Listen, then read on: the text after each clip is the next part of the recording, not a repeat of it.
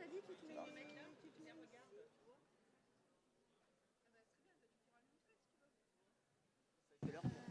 voilà.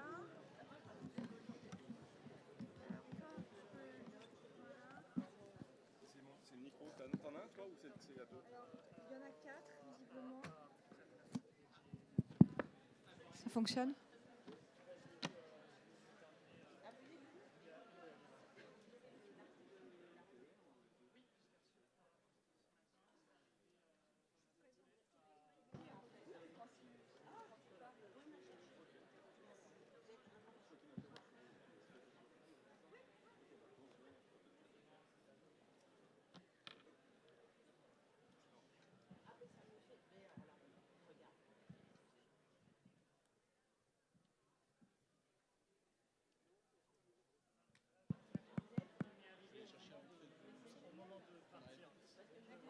Ils ont un gage, hein. Regarde, Formidable. voilà notre sauveur. Je ne l'ai pas encore vu, moi. Eh bien, bonsoir à tous. Je vous propose qu'on commence. On a deux de nos intervenants qui sont un petit peu en retard, donc ils vont rejoindre en cours de route, mais on va commencer, d'autant plus qu'on a la chance d'avoir ce soir de nombreux intervenants avec des points de vue très complémentaires pour ce très beau sujet de la santé culturelle. Donc, je suis Anne Béatrix, je dirige au sein du groupe Beaux-Arts Institute qui s'intéresse de près à cette question de la culture et de la culture qui fait du bien. Et j'ai la très grande chance de pouvoir modérer cette table ronde. Le 14 octobre dernier, le psychiatre David Gourion publiait dans Le Monde une tribune dans laquelle il affirmait qu'il était grand temps d'assumer que la culture pouvait devenir un instrument de santé publique. Et dans cette tribune où il rappelait qu'un Français sur 5 se dit victime de troubles psychiques, d'anxiété, de dépression, il rappelait qu'un rapport de l'OMS dès 2019 validait le rôle de l'art dans l'amélioration de la santé et du bien-être, et qu'il était donc temps que les pouvoirs publics se saisissent à travers cette cause de la santé mentale, de son lien avec l'art et avec la culture, car et chacun d'entre vous, vous le direz de votre point de vue, l'art et la culture soignent, font du bien, voire guérissent. On en discutera peut-être. Hier soir, dans la table ronde que peut-être certains ont suivie sur les musées dans 30 ans, Sylvie Retailleau et Stéphane Laroche esquissaient comme angle d'un défi futur que les musées soient des lieux sanctuaires, des lieux de déconnexion de nos vies trépidantes et des lieux de reconnexion à soi et aux autres. Et je pense que ces 2 journées de conférences, mais aussi tous les exposants que vous avez vus ici l'illustrent. Et donc c'est un plaisir d'aller un peu plus en profondeur sur cette question aujourd'hui avec plusieurs intervenants, plusieurs voix qui chacun dans leur domaine explorent cette question du lien entre culture et santé. Je vais vous présenter brièvement chacun d'entre vous. Nathalie Bondil, vous êtes la directrice des musées et d'expositions de l'Institut du monde arabe. Vous êtes conservatrice du patrimoine, historienne de l'art, et vous avez dirigé de 2007 à 2020 le musée des Beaux-Arts de Montréal, où vous avez eu une action particulièrement pionnière sur cette question du lien entre les musées et la santé, en développant ce concept de muséothérapie sur lequel vous allez revenir. Muséothérapie que vous enseignez aujourd'hui à l'Université de Montréal et à l'École du Louvre et à l'Institut national du patrimoine. Pierre-Marie Vauthier, vous serez la voix des territoires ce soir, puisque vous représentez le département des Yvelines. Département des Yvelines, lui aussi pionnier avec le programme Yvelines Musée Solidaire, un programme clé en main qui accompagne des musées, des centres d'art dans une programmation autour de l'accessibilité, de la santé et du bien-être. Et puis Marc Leclerc, vous êtes le directeur général adjoint du groupe ENER, un groupe de mutuelles qui s'intéresse de très près à cette question et qui accompagne les entreprises dans leurs actions de prévention, notamment grâce à l'art et à la culture. Et puis nous aurons dans quelques minutes le plaisir d'accueillir Antoine Fenoglio. Antoine Fenoglio est designer. Il a travaillé sur cette question du lien entre notre environnement et notre bien-être, notamment avec la philosophe Cynthia Fleury et avec Marcella Mussi qui l'accompagne ce soir, qui est psychiatre et ingénieur. Ils sont à l'origine du collectif Les Issues qui mène une expérimentation particulièrement passionnante au musée Carnavalet. Donc autant d'expériences et de témoignages qui viendront nourrir, je l'espère, des bonnes pratiques. Nathalie, je veux bien qu'on commence avec vous, puisque vous avez donc, comme je le disais, été pionnière en la matière. Est-ce que vous pouvez nous rappeler d'où l'on vient sur cette question ? Comment vous avez été vous-même sensibilisée à cette question du lien entre musée et santé, et en quoi le Québec peut-être a été une source d'inspiration pour tout ce qui aujourd'hui nourrit votre action ? Merci infiniment de m'avoir invité.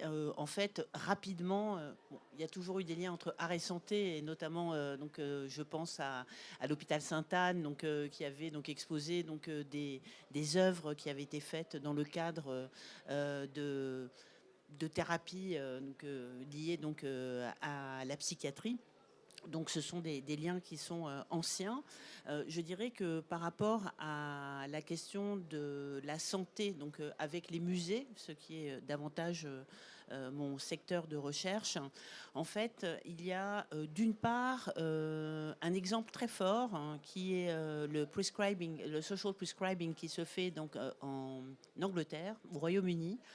En fait, dans ce pays, il y a eu un grand problème de finances publiques au travers des hôpitaux, ce qui a fait en sorte qu'il y a un autre système qui a essayé de compenser en proposant des prescriptions sociales, c'est-à-dire avec toutes sortes d'aides aux personnes les plus vulnérables, les plus fragiles, notamment l'accès aux arts, mais pas seulement. C'est aussi l'accès à des centres religieux. On est au Royaume-Uni, ça peut être l'accès à des services bancaires, etc. Donc ça, c'est déjà un exemple fort qui existe depuis les années 2010. Dans le domaine des musées, il y a eu un exemple très important qui a été initié par le MoMA avec le cas qui était Meet Me sur les personnes atteintes d'Alzheimer. Et ces visiteurs qui avaient cette pathologie ont été amenés au MoMA à New York, et ce protocole a été évalué et a fait l'objet d'une étude qui a été extrêmement reconnue dans les années... je ne me souviens plus exactement, mais c'est le début des années 2000. Moi, à l'époque, j'étais au Musée des Beaux-Arts de Montréal, et c'est vrai que quand on est en Amérique du Nord, on a une interaction avec la société civile qui est beaucoup plus forte que dans le système français, qui est beaucoup plus verticalisé. Et du coup, on travaille avec des bénévoles au quotidien, même les bénévoles sont au conseil d'administration, etc. Et de ce fait, la question de la médiation, de l'accessibilité envers le public, du musée en partage était déjà très présent au Musée des Beaux-Arts de Montréal, quand j'y suis arrivée à la fin en 1999. Excusez-moi. Je fais trop de choses. Pionnière, mais peut-être pas à ce point. Bref, et du coup, ça me fait rire. Et du coup, en fait, comme on avait la possibilité de pouvoir nouer des coopérations, des partenariats, des co-créations, des co-conceptions, avec la société civile, avec toutes sortes d'associations, avec les cliniques, avec les hôpitaux, etc. Donc j'ai commencé petit à petit avec toutes nos équipes qui étaient très ouvertes à ce type de partenariat, mais toujours avec la volonté d'avoir un cadre médical. Donc on n'était pas simplement dans une approche divertissante ou récréative, mais véritablement dans une posture où on répondait à un besoin qui était prescrit par un thérapeute, un docteur. Donc il y a eu énormément d'activités en ce sens-là. On a été les premiers à lancer la prescription médical muséal, qui a été vraiment une grande première en 2018. Et donc c'est ainsi qu'est né le terme de muséothérapie, qui est un peu différent de l'art-thérapie. Alors voilà, est-ce que Voilà. vous pourriez nous redonner quelques C'est repères de vocabulaire? Alors, il y a beaucoup d'art-thérapie ou de thérapie par les arts, la dramathérapie, la danse-thérapie, etc., qui peuvent d'ailleurs être incluses dans le musée, la musicothérapie. Mais la muséothérapie, c'est vraiment le fait de considérer que le musée et les collections peuvent influer sur votre état de santé, parce que tout simplement ce phénomène de contemplation esthétique va générer par exemple des hormones endogènes qui vont favoriser votre état de bien-être.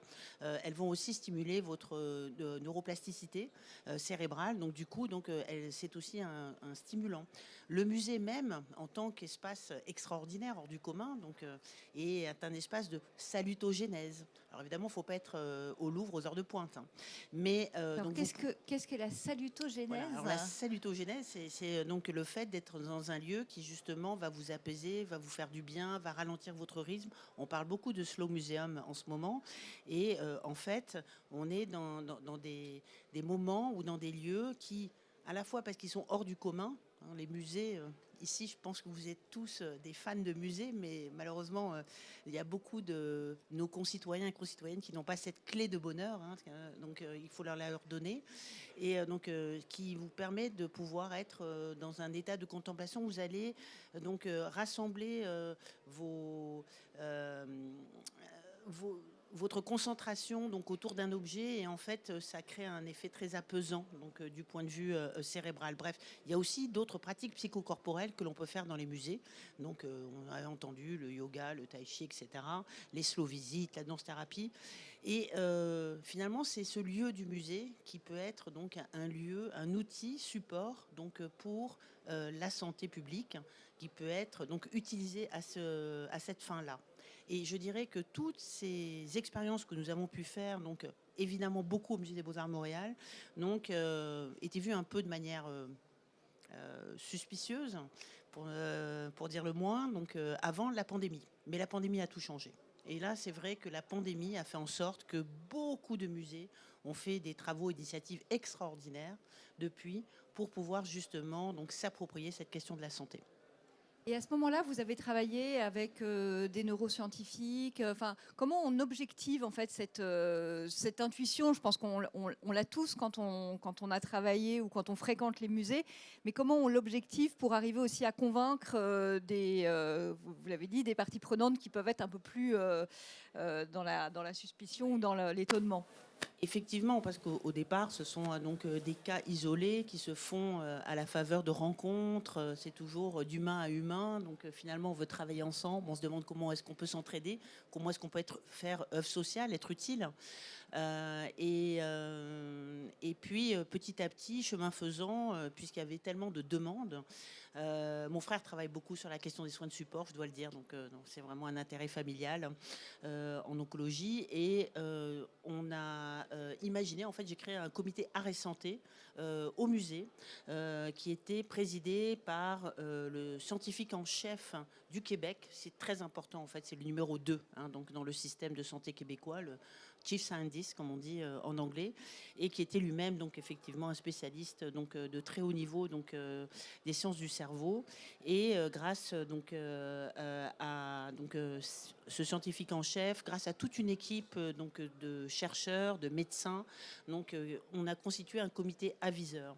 Et en fait, ce président du comité aviseur était directement lié au conseil d'administration.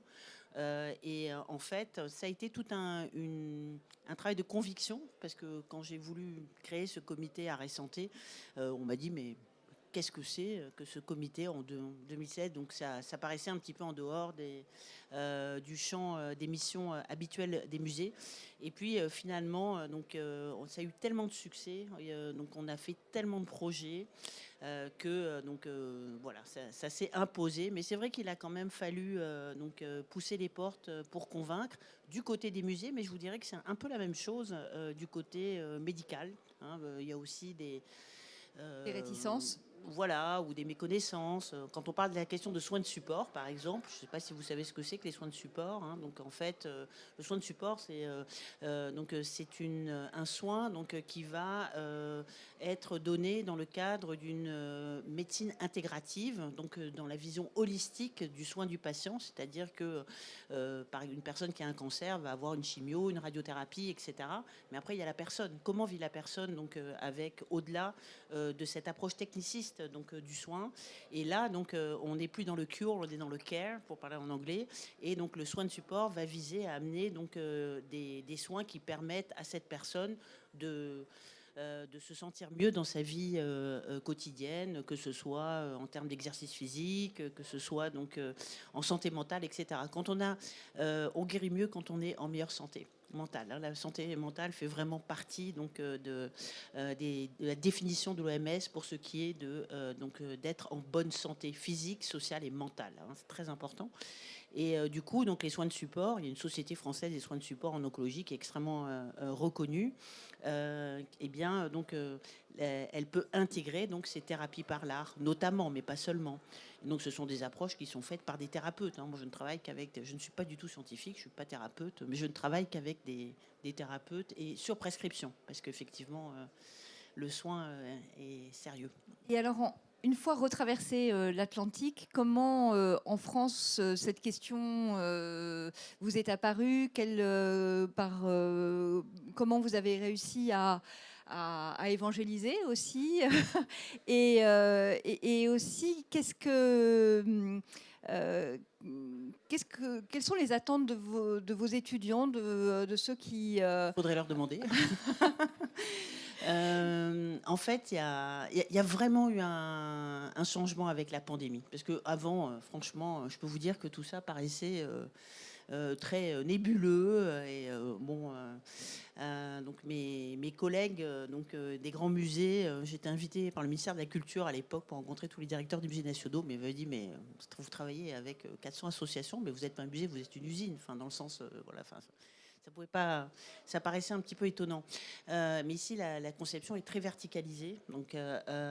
Et c'est vrai que toutes ces initiatives qu'on a pu faire ont été vues et perçues d'une autre manière au moment de la pandémie. La pandémie a été un changement radical. On s'est tous retrouvés autour de la boule avec des problèmes de confinement, d'isolement, des problèmes de santé mentale, que ce soit pour les personnes plus âgées, pour les personnes plus jeunes, et puis l'accès. Donc ça s'est vraiment imposé et beaucoup ont dit, hein, dont Frédéric Chousset d'ailleurs, que la culture était un besoin essentiel et on l'a ressenti comme ça, que ce soit la musique, la danse, le ciel, etc.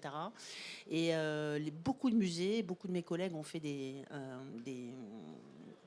ont eu des initiatives extraordinaires. Je dois quand même souligner qu'en France, il y avait déjà plusieurs musées qui étaient qui avaient beaucoup d'initiatives, hein. Il y avait par exemple, je pense à Toulouse, je pense au Palais des Beaux-Arts de Lille, je pense au Louvre-Lens, je pense à Dreux. Parfois, il y a eu beaucoup d'initiatives aussi sur le territoire, mais qui très souvent étaient dans le cadre de la collectivité territoriale et qui n'avaient peut-être pas bénéficié de tout l'intérêt et la reconnaissance qu'elle mérite. Maintenant, il y a véritablement un engouement et c'est vrai que l'école du Louvre a créé ce cours, ce séminaire sur la muséothérapie, l'Institut national du patrimoine également, et à Lyon, je travaille aussi pour l'Université de Lyon. On voit qu'il y a un véritable engouement et tous les collègues se saisissent de cette question de santé publique parce que maintenant, la santé mentale n'est pas une question intime, c'est une question épidémiologique à l'échelle sociale. Et d'ailleurs, j'en profite pour vous dire que, c'est pour ça que j'étais très excitée, il y a ce numéro de l'OCIM qui vient tout juste de paraître. C'est la première fois que je le vois. Musée et santé, ordonnance publique, vous écrivez, moi aussi. Il est très complet et je vous recommande de pouvoir le consulter. D'ailleurs, je vois Adeline Rispal qui est avec nous et qui est une architecte qui a travaillé depuis de longue date sur la question du bien-être dans le design des musées. Donc oui, on était toute une bande voilà, nous restons des ambassadeurs et c'est mon grand bénévolat qui est là. Merci beaucoup Nathalie. Merci, on est ravis de vous accueillir Antoine Fenoglio et Marcella Musi. Peut-être on va enchaîner avec vous. Donc je disais, le temps que vous arriviez, Antoine, vous êtes designer, vous avez travaillé avec Cynthia Fleury sur ce qu'on appelle le climat de soins. Vous allez nous expliquer ce que recouvre ce terme. Et avec Marcella, vous êtes le cofondateur du collectif des Issues. Et avant peut-être qu'on parle de l'exemple du musée Carnavalet, est-ce que Antoine, vous pouvez nous redire, en articulation aussi avec ce qu'on vient d'entendre, ce qui a motivé votre approche et cette question du climat de soins, du care et la façon dont vous l'envisagez par rapport à votre discipline de départ qui est le design. Oui, bonjour à tout le monde. Oui, designer à l'origine, et puis au bout de 15 ans de pratique, je vais vite, vous allez voir, je me suis demandé en quoi les questions éthiques intervenaient dans ce métier du design, puisqu'on travaillait sur des questions d'architecture, d'objets, de services, etc. Et j'ai eu la chance à ce moment-là de rencontrer la philosophe Cynthia Fleury, qui conceptualise en philosophie politique les questions de prendre soin, de dignité, de courage. Et finalement, on s'est retrouvé à cet endroit-là, qui était de dire qu'est-ce que la conceptualisation peut faire à la conception et qu'est-ce que la conception peut avoir lien avec la conceptualisation. Alors, il se trouve que Cynthia avait monté une chaire de philosophie à l'hôpital, puisque son principe était de dire s'il y a un endroit dans lequel les questions éthiques doivent être posées en premier lieu, c'est au sein de l'hôpital. Et donc aujourd'hui, ça s'appelle la chaire de philosophie à l'hôpital, au GHU Psychiatrie et Neurosciences. Il y a une quinzaine d'antennes en France et à l'étranger. Et de notre côté, on a commencé à faire des projets et des écrits sur cette question du lien entre les éthiques du care, notamment, qui sont des éthiques très pragmatiques, dont vous parliez tout à l'heure, et puis la question de la création. À quel moment on peut essayer de faire intervenir des questions éthiques dans des programmations créatives, dans des lieux aussi différents que des institutions publiques, des mairies, des musées, des hôpitaux, etc. Donc on a lancé plein de projets et de recherches, notamment en psychiatrie sur les questions de la contention, en politique publique, sur les questions de la ville du prendre soin, et notamment sur la question des musées et de la santé mentale. Donc c'est comme ça que c'est arrivé. Et comment en êtes-vous arrivé justement au musée ? Et est-ce que c'est un lieu à part par rapport justement aux hôpitaux, aux mairies, aux autres lieux publics sur lesquels vous aviez déjà travaillé ? Le musée est un lieu d'institution. Donc l'institution, qu'elle soit hospitalière, muséale, sportive ou autre, c'est un lieu quand même qui a un certain nombre de règles. Et ces règles sont des formes d'inclusion et d'exclusion en même temps. Donc c'est très intéressant de travailler sur ces modes inclusifs et exclusifs que représente l'institution. Faire institution, c'est à la fois avoir un cadre qui est très défini, mais qui doit rester vivant pour que les choses évoluent. Donc c'est un endroit complexe. Et les musées, en ça, sont des endroits assez complexes. Alors, on va venir à ce projet au musée Carnavalet. Est-ce que vous pouvez nous dire comment il est né, quelle en a été la genèse et comment vous avez travaillé avec les professionnels du musée ? Alors, je vais passer la parole à Marcella qui a suivi l'ingénierie du projet. Vous pouvez garder chacun un micro. Mais ce que je peux dire juste pour lancer le sujet, c'est qu'en fait, Valérie Guillaume, qui est la directrice du musée Carnavalet, a un passé notamment dans une très belle exposition de design au Centre Pompidou. Et c'est comme ça qu'on s'est rencontrés il y a à peu près une quinzaine d'années. Et quand elle a souhaité réfléchir avec les outils et les qualités du design à ce qu'était l'institution du musée, notamment sous l'angle du soin, elle est arrivée vers nous, on a repris contact. C'est comme ça qu'on a lancé le projet.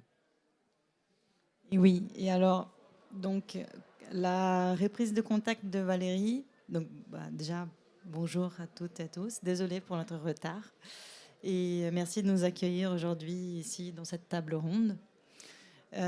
Donc en fait, notre contact avec le musée Carnavalet est arrivé à peu près en même temps qu'on avait une exposition au Jardin des métiers d'art et du design à Sèvres, dont notre commanditrice est ici aujourd'hui, Clara Chevrier, qui était la responsable de la programmation du JAD à cette époque-là. Et notre exposition, elle explorait la question de la création et de l'inclusion.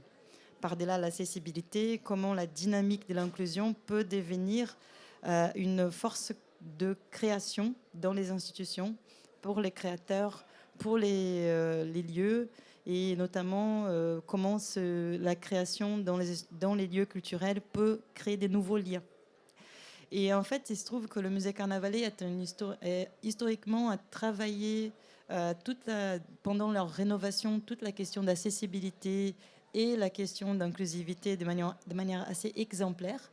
C'est un musée qui a travaillé non seulement sur le bâtiment, mais sur le cadre des médiations, avec des œuvres posées à hauteur d'enfant, avec un travail fort de création de cartels par image avec enfants. Donc c'est un musée qui essaye de redonner à la notion de musée et à la notion notamment de musée d'histoire de Paris une dynamique nouvelle vis-à-vis du public et vis-à-vis des médiateurs et des médiatrices et des agents d'accueil.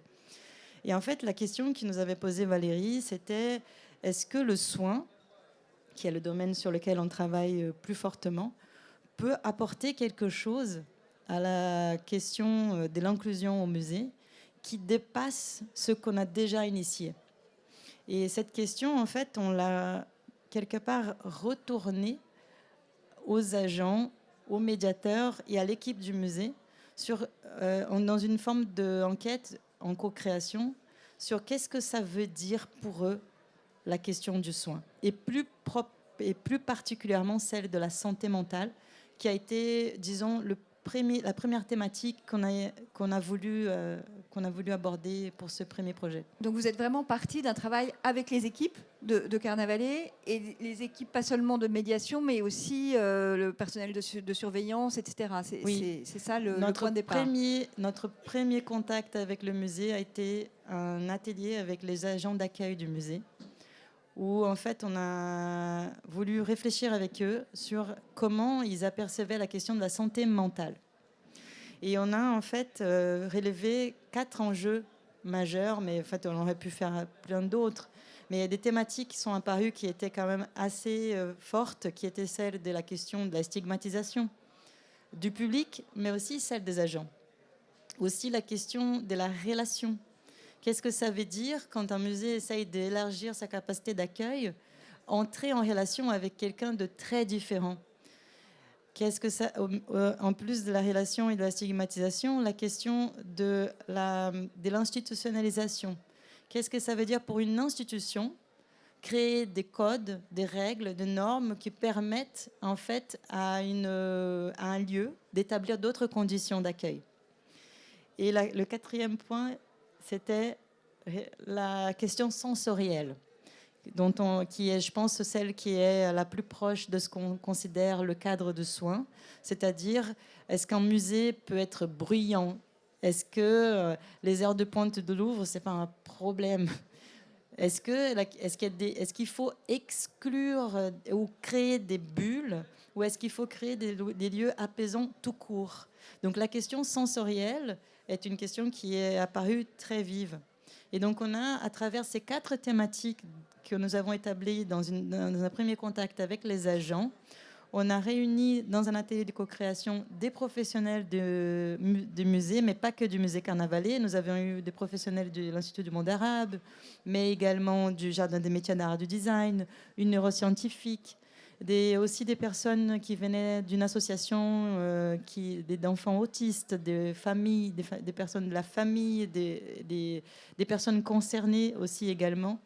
Et en fait, nous avons réuni un collectif d'une 20aine de personnes pour essayer de créer des projets d'expérimentation, des perspectives pour répondre à ces 4 thématiques. Et alors, ce que je trouve très intéressant et que vous m'expliquiez quand on a préparé cette table ronde, c'est que finalement, ce que vous avez appris et qui concerne des publics qu'on peut qualifier comme étant des publics en situation soit de handicap, soit d'autisme, etc., en fait, a permis aussi de générer des nouvelles façons d'accueillir chacun dans sa singularité et dans sa vulnérabilité. C'est peut-être un concept sur lequel je veux bien que vous nous donniez vos vos lumières. Alors, je vais laisser Antoine parler des vulnérabilités proprement dites, parce que c'est quand même son champ de recherche premier. Mais juste un mot par rapport à ça, c'est qu'on avait cette hypothèse que la singularité apparaîtrait des échanges avec les agents et les professionnels et les personnes. Mais ce qui était pour nous encore plus important, c'était faire émerger la perspective que l'idée qu'on a des lieux, parfois, elle encadre trop vite notre perception de ce que ça veut dire habiter un lieu ou être dans un lieu.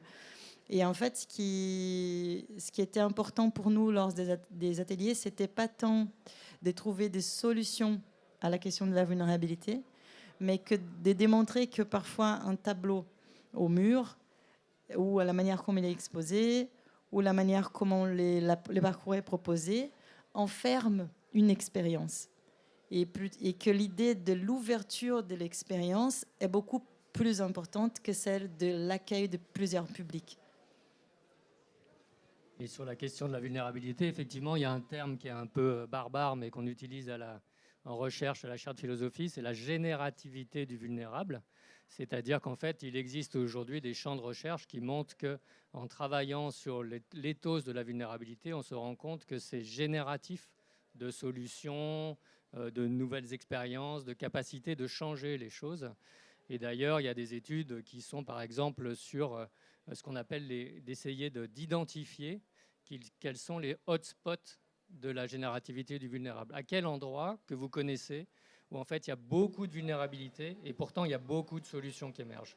Donc on essaye de regarder ces lieux et on essaye de comprendre pourquoi ici, alors que vu de loin ça paraît extrêmement fragile, pourtant il y a quelque chose qui surgit, qui est de l'ordre d'une générativité de solutions, de pratiques, de rituels, d'entraide, qui sont aussi, pour revenir à la question du climat de soins, qui font émerger ce climat de soins. Donc, mais c'est des études qui sont complexes parce qu'en fait, entre la cure et le care, dans les domaines du soin, la cure, on peut faire plein de manières d'étudier les solutions curatives. Mais sur les solutions du care, c'est très complexe parce que c'est des questions de sensorialité, de sensibilité, de délicatesse, de temps, de choses qu'on n'arrive pas à attraper. Et pourtant, vous savez, quand vous rentrez dans un lieu, vous dites, tiens, là, je me sens bien. Alors, on peut essayer de se dire, tiens, là, c'est trop bruyant, la lumière ici, là, elle est en train de me défoncer les rétines. Mais ça, c'est des petites choses. Mais peut-être que le lien qu'on a ensemble, il crée quelque chose qui pourtant soutient un climat de soins. Et c'est ce qu'on essaye de faire émerger sur les expériences qu'on montre, par la création et par la recherche, qu'on associe toujours l'un à l'autre. Donc en associant à la fois la force et l'esprit des lieux et de ceux qui les font vivre et qui les animent. Exactement. Et aussi en essayant de ne pas se cacher derrière des énormes problématiques qui sont tout le temps ici et qu'on peut prouver à tout instant. Alors on va faire un exercice. Messieurs, levez la main. En pourcentage, on dit que c'est quoi? Voilà, dans toutes les problématiques de soins, de santé, d'attention, il n'y a que des femmes. Et tous les projets qu'on fait, c'est incroyable. Donc il y a plein de trucs comme ça qu'il faut arriver à soulever, qu'il faut arriver à casser, qu'il faut arriver à... Je ne sais pas comment faire, ça m'exaspère.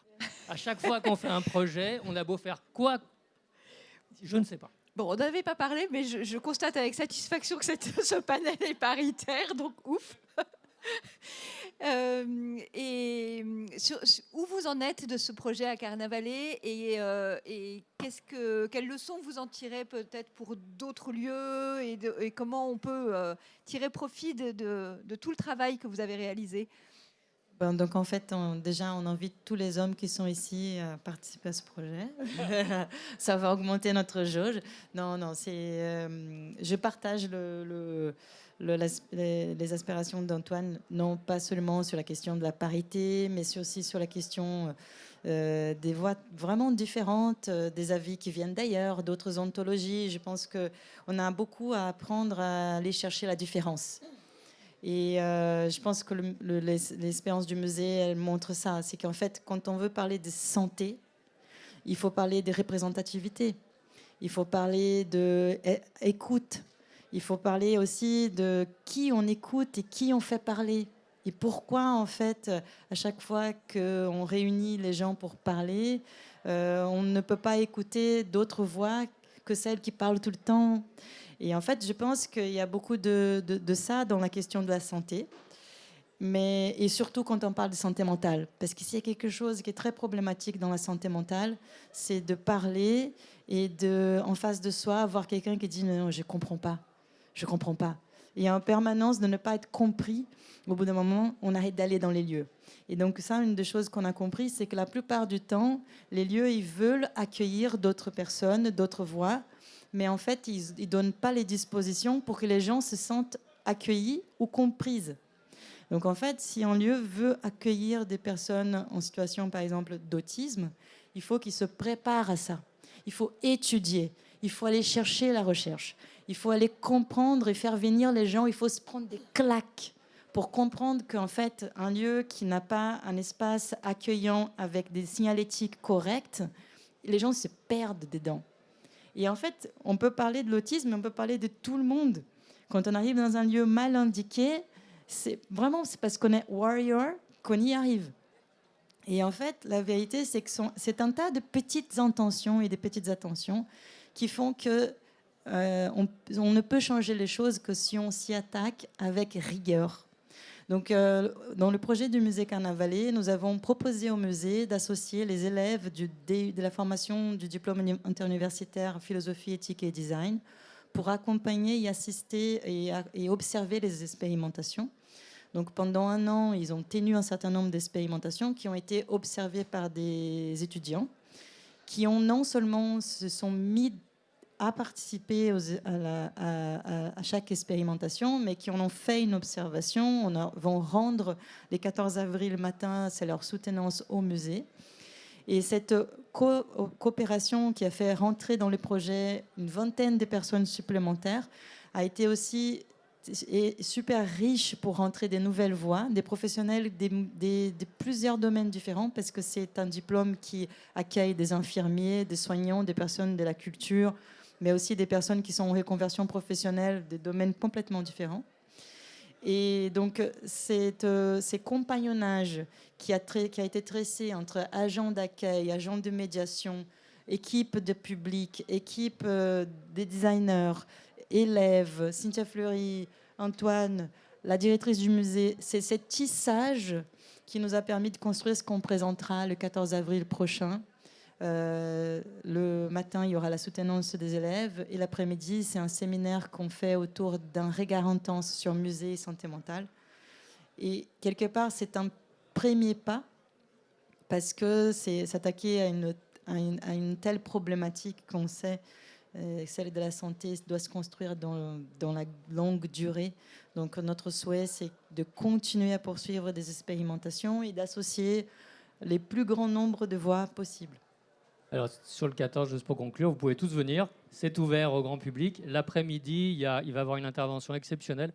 Il y aura la présentation par le musée du projet et une œuvre qui a été faite, qu'on a fait collectivement, notamment avec une artiste qui s'appelle Ambre Panhart, avec qui on a travaillé. Et l'après-midi, il va y avoir une chercheuse belge qui s'appelle Sophie Tunus, avec qui on a travaillé sur ce qu'on appelle de la recherche communautaire. Donc on a travaillé sur des lieux de lien en Belgique qui sont des lieux d'accueil sans condition et comment, dans une recherche scientifique, toutes les parties prenantes pouvaient être intégrées au même niveau pour essayer de créer quelque chose qui soit de l'ordre de la science. Et ça va être très intéressant parce que c'est une des grandes spécialistes de cette question-là. Et en plus, elle est super. Rendez-vous est pris pour le 14 avril.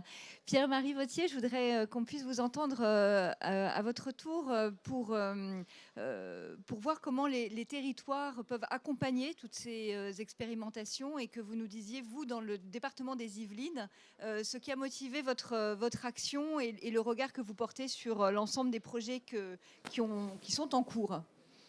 Alors nous, en tant que département, on arrive après que des grands musées, des grands établissements comme le musée des Beaux-Arts de Montréal ont prouvé le bien fondé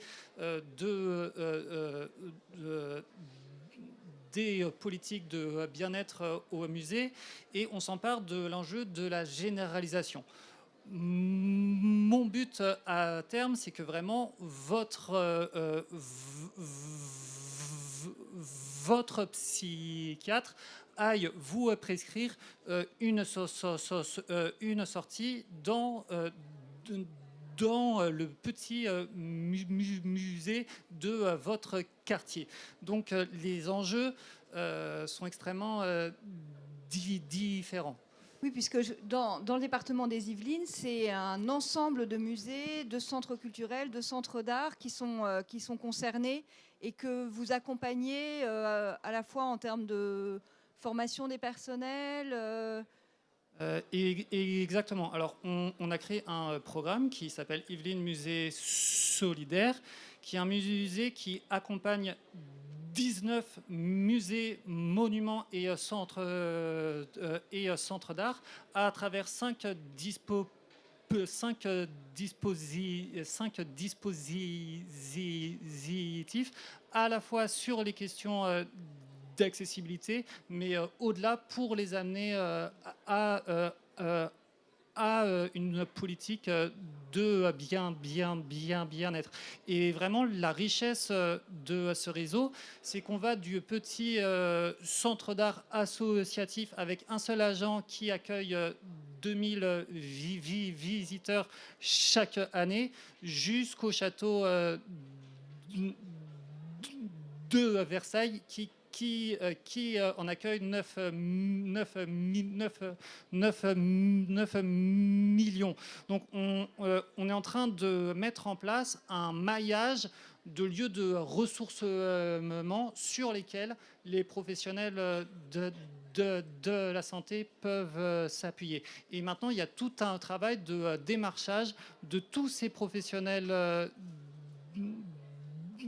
de la santé, à la fois des médecins, des infirmiers, des psychologues qui peuvent adhérer à ce programme pour des prescriptions muséales ou pour créer des cycles d'art-thérapie dans les musées. Merci beaucoup. Donc, les pouvoirs publics, les territoires, les musées, la recherche, l'entreprise. C'est peut-être encore plus étonnant, Marc Leclerc, et vous allez nous raconter comment votre groupe, le groupe ENER, en est venu à s'intéresser à cette question de la santé mentale et de la santé culturelle et donc de tout ce que proposent effectivement les institutions, les musées, le monde de l'art et de la culture. Merci Anne-Laure, bonsoir à toutes et tous. Je vais reprendre juste une petite digression sur la santé de la femme. Si je vous dis 2,33, 200, 2 femmes meurent par jour d'un accident de voiture, 33 d'un cancer du sein, 200 d'un risque cardiovasculaire. Il faut le dire, j'en profite ce soir pour vous le dire, et donc c'est un axe sur lequel on travaille, parce que ce qui manque sous la ligne NR, c'est Here to Care. Donc on travaille vraiment on veut vraiment passer du curatif au préventif. On est un groupe qui s'occupe de 2 600 000 personnes aujourd'hui, en France et à l'international. On accompagne des entreprises dans leur volonté de bien soigner leurs collaborateurs. Et l'entreprise aujourd'hui est un bon vecteur pour aller à la rencontre des sujets comme le caring. Et on a, au sein du groupe NR, on est 2000, on a un département médical de 115 personnes. Donc nos convictions, on les a documentées. Je vais me permettre de vous donner quelques chiffres, parce que vous l'avez dit tout à l'heure, c'est compliqué d'avoir des chiffres sur les actions qu'on peut mener, notamment sur le plan de la culture. Il y a la santé mentale, mais il y a également la santé physique. Et on a démontré que la culture avait également un impact sur la santé physique. Donc on milite pour ça. On embarque nos amis assureurs, parce que nous, le job qu'on a, c'est d'accompagner les entreprises et de placer leurs mutuelles et leurs prévoyances auprès du monde de l'assurance. Et je vais faire juste 30 secondes de technique. Donc nous, on pèse 2,5 milliards de primes. Dans ces 2,5 milliards, il y a 2% qui doivent être affectés à la prévention. Ça s'appelle les droits non contributifs. Et donc on va chercher ces 2% et on propose aux entreprises d'en faire quelque chose, d'en faire beaucoup de choses, des pistages dermatologiques, des choses traditionnelles. Et depuis plusieurs années, je suis convaincu par l'axe santé culturelle. Donc j'ai développé ce concept auprès des entreprises. Et donc dans cette santé culturelle, c'est créer des événements culturels au sein de l'entreprise pour apaiser les collaborateurs. J'ai entendu le mot apaiser tout à l'heure, et c'est essentiel aujourd'hui quand on voit le matin les chaînes d'info continue, les réseaux sociaux, éventuellement le cadre professionnel, et le soir les réseaux sociaux, les chaînes d'info continue, bref, apaiser les collaborateurs par un événement culturel qui peut être organisé dans l'entreprise. Ça peut être un auteur qui vient expliquer la genèse d'un roman, ça peut être un artiste qui vient expliquer son œuvre, et bien évidemment les musées. Les musées, on travaille beaucoup dessus en ce moment en se disant les personnes qui ont été en longue maladie, quel est le parcours aujourd'hui quand j'ai une longue maladie et que je retourne dans le cadre professionnel. Il y a certainement un chemin qui, de mon point de vue, doit passer par la culture et notamment les musées.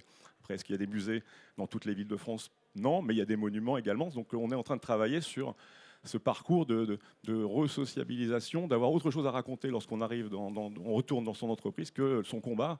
Et on en a besoin aussi contre la maladie. Donc on travaille là-dessus et on fait surtout financer toutes ces actions par les assureurs. On leur dit, messieurs les assureurs, vous parlez tous de prévention, mais à un moment donné, qui paie?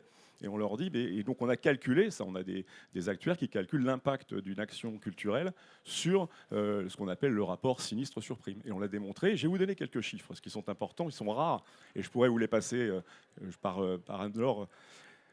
Participer régulièrement à des activités culturelles, c'est moins 32% de risque de développer une dépression. Donc ça, c'est documenté, et c'est des chiffres qu'on partage avec les assureurs. Participer à des activités culturelles au moins une fois par mois, moins 48% de risque de développer une dépression. Les personnes qui pratiquent une activité culturelle régulière se sentent mieux, écart de 12%, c'est vous qui l'avez dit tout à l'heure, entre les personnes qui pratiquent une activité culturelle par rapport à celles qui n'en pratiquent pas. Lors de la pratique d'une activité culturelle, 70% des participants ont noté une amélioration de leur bien-être global, c'est ce que vous disiez tout à l'heure. Et le chiffre qui fait peur, aller au musée, enfin qui ne fait pas peur, mais aller au musée ou au théâtre au moins une fois par mois, moins 34% du risque de mortalité sur 14 ans. Donc c'est documenté, c'est des études qui ont été faites dans le monde entier, qui sont appropriées par le département médical. Et on s'en sert aujourd'hui pour démontrer tout l'intérêt de mettre en place des actions au sein des entreprises et également avec des partenaires musées, monuments, encore une fois, des auteurs, des expos. Ça fonctionne, on l'a démontré. Maintenant, on a créé ce setup il y a maintenant 3 ans. On est avec Beaux-Arts et on nous dit quelquefois, oui, mais moi j'ai une usine qui est dans le centre de la France, il n'y a pas forcément un musée, etc. Et donc là, on intervient avec le digital, avec Artips par exemple, où on donne l'accès via le digital à ce qui se passe dans certains musées. Je veux découvrir la culture japonaise, etc. Bref, on donne l'accès à la culture sous format digital à ceux qui, malheureusement, aujourd'hui, n'ont pas des cadres dans leur ville ou dans leur département. Alors, on voit, voilà, chacun dans vos domaines, vous développez des expériences, vous poussez plus loin la réflexion, la recherche et les idées de mise en pratique. Nathalie Bondil, vous me disiez l'autre jour, ce qui manque maintenant, c'est une vraie politique nationale qui structure ça. Je voudrais peut-être avant qu'on ouvre aux questions, vous me donniez les uns et les autres votre sentiment sur cette question, parce que pour certains, l'expérience, l'expérimentation, le fait d'être au plus près de la finesse du projet est un gage de réussite. Pour d'autres, on sent qu'il y a aussi ce besoin d'une politique plus nationale. Comment les uns et les autres vous envisagez la suite ? Oui, effectivement, je constate et nous constatons, donc je dirais que c'est plus qu'un engouement, c'est un besoin. Enfin, on se rend compte à l'heure actuelle qu'on n'est pas avec une mode passagère. D'ailleurs, il y a un rapport de l'OMS, l'Organisation mondiale de la santé Europe, qui est paru en 2019, qui a été très commenté et qui justement donc montre, preuve à l'appui, c'est une méta-analyse basée sur plus de 900 études, donc l'impact des arts et de la culture sur la santé. Ça a aussi beaucoup aidé à motiver et à convaincre les décideurs. Mais c'est vrai que on le voit, il y a quand même beaucoup d'initiatives qui se font donc, au niveau des collectivités territoriales, départements extraordinaires, les EVIN, c'est unique en France. Ce que vous faites. Il y a évidemment beaucoup de municipalités.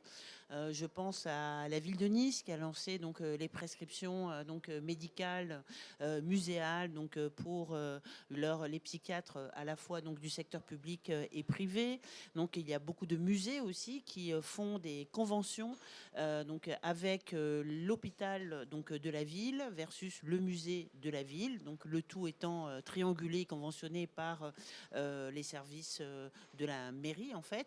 Donc ça fonctionne beaucoup par initiative sur le territoire, à différents niveaux et avec différents acteurs.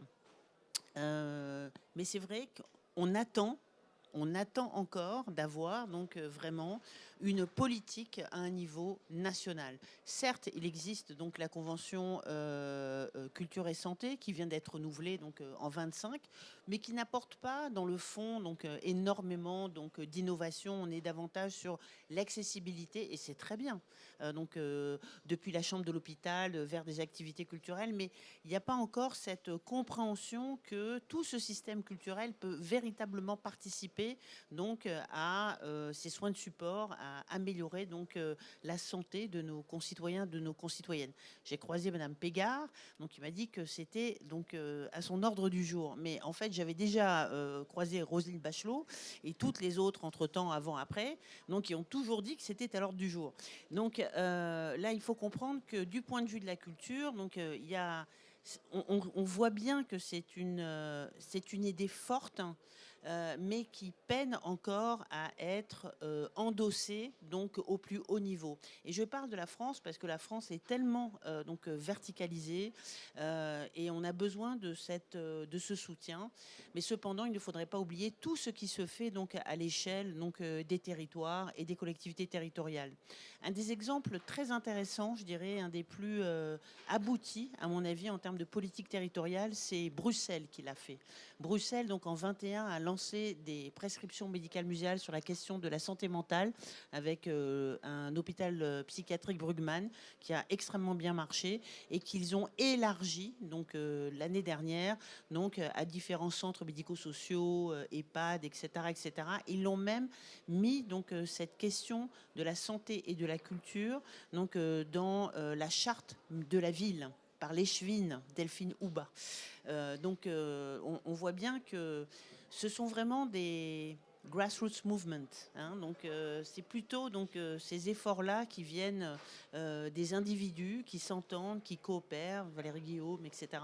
Donc, mais on a besoin d'avoir un cadre beaucoup plus fort si on veut avoir l'assentiment des décideurs, faire comprendre donc qu'il y a véritablement aussi un enjeu de, je dirais même d'économie. Hein, donc, parce vous le dites, donc on a un enjeu économique avec des sociétés vieillissantes, des maladies chroniques, donc beaucoup plus fréquentes. Et donc ce que l'on voit, donc c'est que la fréquentation donc de la culture, des arts-thérapies, etc., sont beaucoup moins coûteuses que les autres prescriptions médicamenteuses. Et que les arrêts maladie, c'est quelque chose. 40% d'augmentation des arrêts maladie ces 3 dernières années, et 25% sur les risques psychosociaux. Donc, c'est un sujet sérieux qui doit être donc vraiment maintenant endossé au plus haut niveau, comme on l'a fait en Angleterre, au Royaume-Uni, par nos ministères de la Santé et de la Culture. On l'avait fait avec les ostéopathes il y a 20 ans, puisque l'ostéopathie n'était pas prise en charge par les mutuelles, enfin je dis 20 ans et peut-être 25 ans, mais lorsqu'on avait mal au dos, on allait chez le médecin, une ordonnance, des médicaments pour le mal de dos et des médicaments pour l'estomac, parce que c'est anti-inflammatoire. Donc on avait calculé qu'il y avait moins d'impact financier si on ouvrait le champ des ostéopathes. C'est pour ça qu'aujourd'hui, dans les mutuelles en général, vous avez l'accès aux ostéopathes. Avant, ça n'existait pas. On a démontré, on est allé voir les assureurs en leur disant, mais attendez, explorons la capacité d'un ostéopathe, ça coûtera moins cher, c'est meilleur pour le patient que d'avoir 2 sacs de médicaments plus une consultation, voire 2 consultations. Ça existe toujours, mais on a exploré, et moi je crois beaucoup à cette expérience-là, sur l'expérience qu'on est en train de mener maintenant sur la culture. Et quand je le dis, c'est pas par cynisme aussi, parce qu'on a un rapport en France avec l'argent qui est toujours un petit peu délicat, donc c'est plutôt pour essayer de convaincre les décideurs. Parce que quand on est à la tête d'une institution, un musée ou autre, on a beaucoup de priorités. Et on s'entend que chaque département a sa priorité, donc il faut bien trancher. Et malheureusement, ce ne sont pas toujours donc les secteurs de la médiation, de l'éducation, donc qui l'emportent. Et donc il faut qu'il y ait une véritable motivation donc de la part des directeurs. Et d'ailleurs, les musées que je vous ai cités ont très bien fonctionné, donc, et notamment, là vous citiez Valérie Guillaume, mais je les connais, donc, parce que ce sont des projets qui sont portés par les directions d'établissements et donc qui percolent ensuite dans tous les personnels, notamment les agents d'accueil, etc. Donc c'est le fait d'aller aussi vers cette rationalité économique est aussi une façon de pouvoir convaincre. Et les prescriptions médicales muséales, elles étaient gratuites. Alors Après, c'est vrai qu'il faut aller, je pense beaucoup au personnel de médiation, je pense beaucoup aux art thérapeutes qui sont dans une situation de précarité, qui sont quand même des personnels extrêmement importants. Et je pense beaucoup à nos collaborateurs qui sont les infirmiers, les infirmières, les docteurs qui sont submergés à l'heure actuelle. Le système public de santé est quand même pas a aussi ses enjeux. Mais voilà, mais la culture peut être un moyen très affordable, excusez-moi, accessible pour pouvoir répondre à ces enjeux. Le département des Yvelines fait un travail exceptionnel. Accessible et puissant. On a peut-être le temps de prendre quelques questions, parce que je vois que le temps file. Est-ce qu'il y a des questions dans la salle ?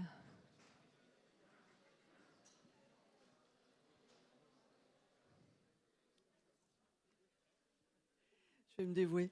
Dans le dernier Beaux-Arts, l'avant-dernier, qui était le numéro 500, formidable, avec ce sondage magnifique sur la relation entre les Français et l'art, il y avait un sondage, il y avait à la question où pensez-vous que l'art devrait être en plus des musées ?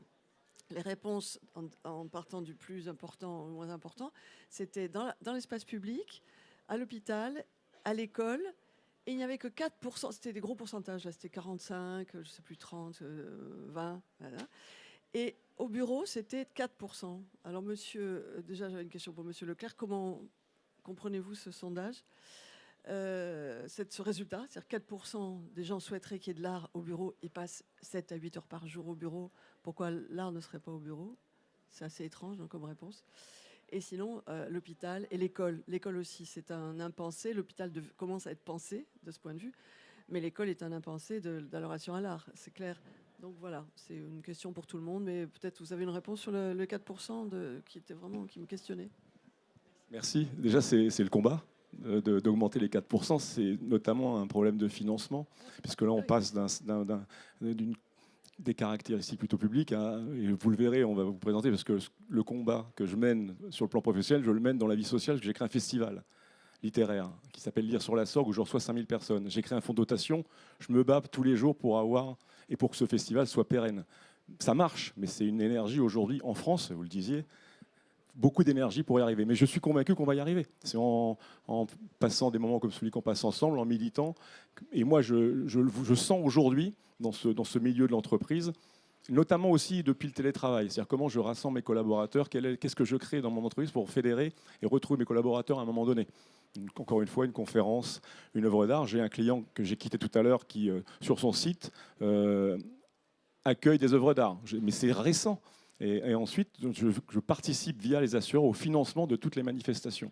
Le problème, c'est un problème d'argent aussi. Depuis longtemps, l'entreprise déjà n'était pas stimulée pour aller sur ce terrain-là. Comptez sur nous pour le faire, mais oui, j'ai été attristé aussi. Enfin, je connaissais le chiffre, mais je le croyais un peu plus haut que les 4% que j'ai constatés dans le sondage de Beaux-Arts. C'est peut-être aussi un problème de quelle place on donne à ces champs. En fait, comment, quelque part, on cloisonne les choses. Je pense qu'en fait, les espaces cloisonnés, ils font que... Bon, les neurosciences, elles expliquent ça bien mieux que moi.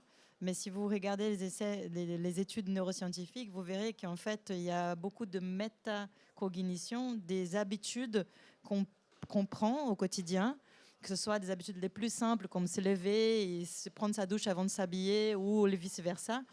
Il y a un tas d'habitudes qu'on crée et que dans le monde du quotidien et de la vie urbaine, si on n'arrive pas à re-questionner ces habitudes, de pourquoi, en fait, quand on est en travail, on ne pense pas à l'art. Pourquoi, en fait, l'art ne peut pas être considéré comme du travail? Parce que la question, quand même, elle est déjà mal posée au départ. C'est-à-dire, en fait, l'art, c'est un travail immense. Et en fait, l'art, n'est-ce pas sur quoi devrait se consacrer chaque être humain, de faire de tout métier une forme d'art, de travailler comme si la seule chose qui importait dans son quotidien, c'est de rendre quelque chose sur laquelle on met le cœur. Au final, je pense que quand on a rencontré les agents du musée et qu'on a posé la question qui était « Qu'est-ce pour vous la santé mentale ?» La première question qu'ils ont posée, c'est « En fait, vous parlez de nous, moi, ou l'autre? On a dit, bah, la santé mentale, vous en avez une? Oui, oui, mais c'est vrai que quand on parle de santé mentale, on parle de l'autre. Quand on parle de l'artiste, on parle de l'autre, celui qui fait des tableaux. Alors que parfois, dans son travail, on a fait un rapport et on trouve que c'est la chose la plus magnifique et en fait, on n'arrive pas à le revendiquer. Et en final, je pense que la question de la culture, qu'est-ce que la culture peut faire du bien? C'est plutôt comment faire bien une culture qui en fait devient une santé. En fait, il faut inverser les choses. Donc, et au final, il y a quelque chose aussi qui paraît intéressant, et on le vit ça avec le musée Carnavalet, c'est qu'on peut penser, l'histoire de Paris, on la connaît, on a vu dans les livres, qu'est-ce que l'histoire de Paris peut encore nous raconter? Qu'est-ce que l'histoire peut encore nous raconter? Mais ne pas à chaque fois qu'on s'arrête devant un tableau que de refaire un récit, n'est-ce pas une manière de se raconter à nouveau pourquoi on participe à ça? N'est-ce pas quand on constitue un parcours de visite avec quelqu'un et que la personne elle est émerveillée devant un tableau qu'on a déjà vu 50 fois, qu'on peut voir quelque chose de nouveau dans ce qui se passe? Et donc au final, oui, c'est toujours une question d'investissement et d'argent, on sait, parce qu'on ne pourrait même pas être là si ce n'était pas le cas. Mais c'est aussi une question de l'importance de ce que ça veut dire faire une vie où la santé et l'art et la santé et le récit se croisent quelque part. Merci infiniment. Je pense que nous partons avec beaucoup de champs de réflexion, avec la lecture de la lettre de l'OSIM, musée et santé, avec le rendez-vous du 14 avril pour tout le travail de vos étudiants à Carnavalet, avec des musées et des centres d'art exceptionnels à visiter dans le département des Yvelines, et avec le festival de Liège Vous êtes tous invités, hein. Du 13 au 16 mai 2026. Et ce sont des conférences, ça, c'est très atypique. C'est-à-dire que l'artiste, l'auteur a eu 1 heure de conférence comme aujourd'hui. Donc, c'est un slot de 45 minutes comme aujourd'hui. Ensuite, vous avez la parole et les auteurs restent pendant 48 heures, 72 heures. Le IRES, vous pouvez très bien prendre l'apéritif avec eux le soir, dîner, ils sont là. Ils sont très accessibles et bien évidemment, ils font des dédicaces, mais ce n'est pas comme beaucoup de rencontres littéraires où ils sont derrière des desks. C'est vraiment un moment privilégié avec eux. Je voulais aussi faire avoir ma minute de pub.